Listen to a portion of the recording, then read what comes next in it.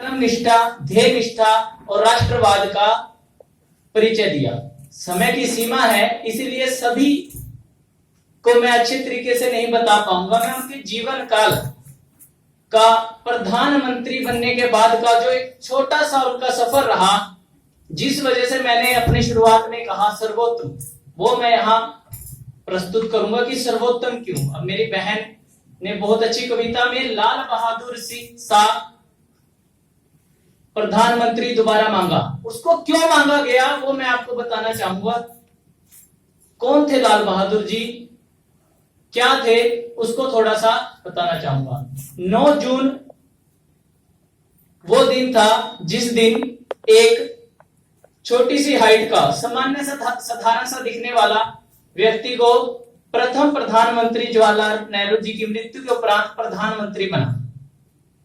बहुत निंदा हुई, सामान्य सा व्यक्ति है, धोती डाल रखी है, बोलने का सही से पता नहीं है, प्रधानमंत्री बना दिया, हम भी तो थे लाइन में, हमने भी तो किया। ऐसी अनेकों निंदाओं को सहा उन्होंने, पर हरित क्रांति, श्वेत क्रांति और पता नहीं कितने कार्य किए देश को आगे ले जाने के लिए। पर मैं जो मेरी बात का रहेगा वो रहेगा इंडो पाक युद्ध। भारत, सभी जानते हैं कि भारत 1963 में चीन से हार गया था। पाकिस्तान को पता था कि यह एक हारा हुआ देश है और अमेरिका हमारा दोस्त है, तो उसने युद्ध कर दिया। सेना के सर्वोत्तम अधिकारी प्रधानमंत्री जी के पास आते हैं झुको कंधों के साथ कि प्रधानमंत्री जी, हमें युद्ध के लिए तैयार होना पड़ेगा। 15 माइल स्क्वायर पाकिस्तान अंदर आ चुका है। हां की भी उम्मीद नहीं थी, पर जो शास्त्री जी के अगले शब्द हैं वो उन्हें महान बना देते हैं। शास्त्री जी सेना के अधिकारी को कहते हैं, अच्छा उन्हें हमारा जम्मू कश्मीर चाहिए तो तुम सारा उनका पाकिस्तान ले लो। ये बात सुनते ही उस सर्वोच्च अधिकारी के शरीर में नहीं, पूरी भारतीय सेना के और वायु सेना के अंदर ऐसा मनोबल आ गया कि उन्होंने पीटते पीटते पाकिस्तान को लाहौर तक पहुंच गए।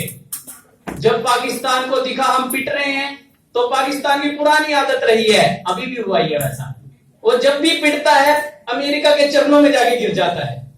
उस समय भी ऐसा हुआ, जाके खड़ा हो गया अमेरिका के पास। अब अमेरिका हमेशा से चाहे दिखाए जो मर्जी, भारत का दो बड़ी ताकतें हमेशा अपोजिट रहती हैं, कभी साथ नहीं चलती, तो अपोजिट था। उन्होंने भारत को कहा कि अपनी सेना वापस ले लो।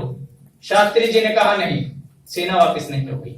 उस समय भारत की स्थिति कोई अच्छी स्थिति नहीं थी।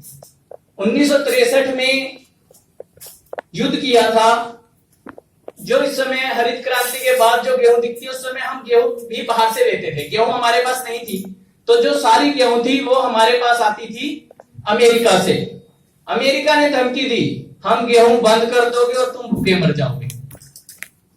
एक तो युद्ध हो रहा है, दूसरा भूखे मरने की नौबत आ गई है। तो प्रधानमंत्री जी कहते हैं, झूठे और अपमानजनक समझौतों पे हम मरना पसंद करेंगे। जब ये बात सुनी, अमेरिका ने कहा चलो हम बंद कर देते हैं। अब ये स्थिति कोई अच्छी नहीं थी, भोजन ना हो, भूखे पेट, ना तो सेना लड़ सकती है, ना सरकार चल सकती है और ना ही जनता रह सकती है। तो शास्त्री जी देश के से आह्वान करते हैं कि क्या हम सप्ताह में सिर्फ 6 दिन खाकर और 1 दिन भूखा नहीं रह सकते। उस सामान्य से व्यक्ति की लीडरशिप को देखिए कि पूरा देश सोमवार को व्रत रखता है पर अमेरिका के सामने नहीं झुकता, और साथ ही साथ वो कनाडा के साथ समझौता कर लेते हैं और कनाडा से गेहूं आनी शुरू हो जाती है। अब ये तो उनकी लीडरशिप का रहा। लीडर तो बहुत होते हैं, पर जो अगली बातें मैं बताने जा रहा हूं वो सोचकर मैं फिर कहता हूं, मैं एक प्रधानमंत्री, भारत के प्रधानमंत्री की बात बता रहा हूं। क्यों ये वर्ड अंडरलाइन कर रहा हूं वो अभी आप समझेंगे।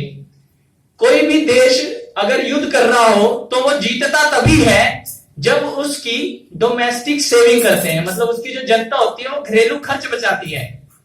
पंडित जी ने फिर से आह्वान किया पर बोलने के लिए नहीं।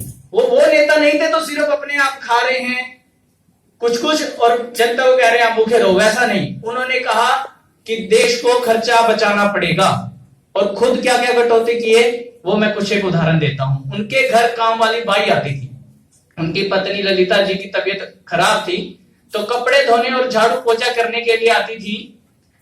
तो उन्होंने कहा कि भाई आप हट जाओ, मेरे पास आपको देने के लिए पैसे नहीं हैं। उन्होंने कहा जी फिर झाड़ू पोछा कौन करेगा? कहते जी मैं स्वयं करूंगा। देश का प्रधानमंत्री कहता है कि मैं स्वयं झाड़ू पोछा करूंगा। आप कल्पना कर सकते हैं कि उसकी व्यक्तित्व क्या रहा होगा। उनका बच्चा लड़का उनका इंग्लिश विषय में कमजोर था तो उन्होंने एक ट्यूटर रखा हुआ था, प्राइवेट ट्यूटर। उसको कह देते हैं कि भाई आप हट जाइए, हमारे पास आपके लिए पैसे नहीं है।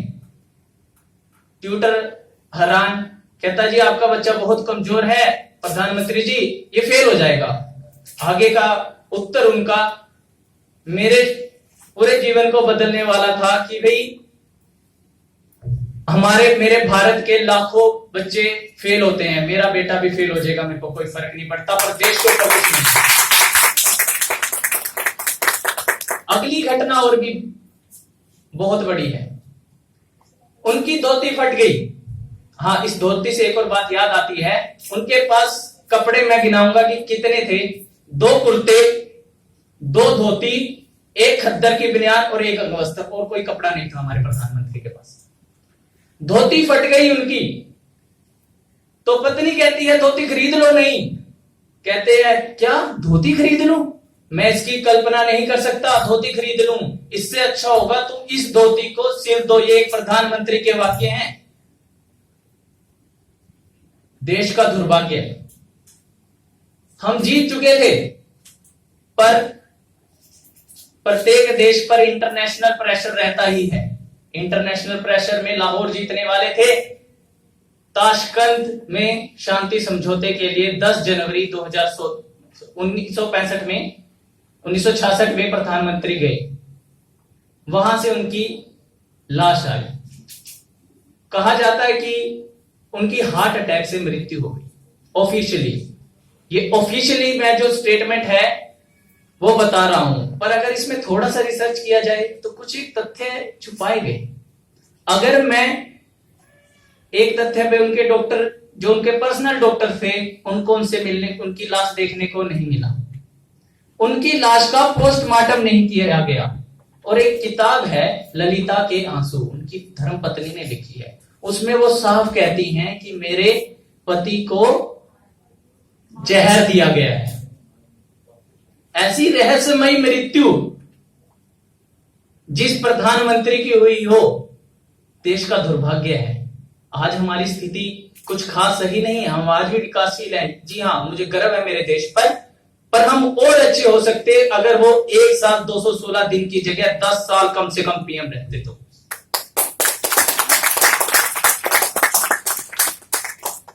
मृत्यु हो गई देश के प्रधानमंत्री की। एक और बात बताता हूं, जब मृत्यु हुई तो देश के प्रधानमंत्री के ऊपर एक कार लोन चल रहा था।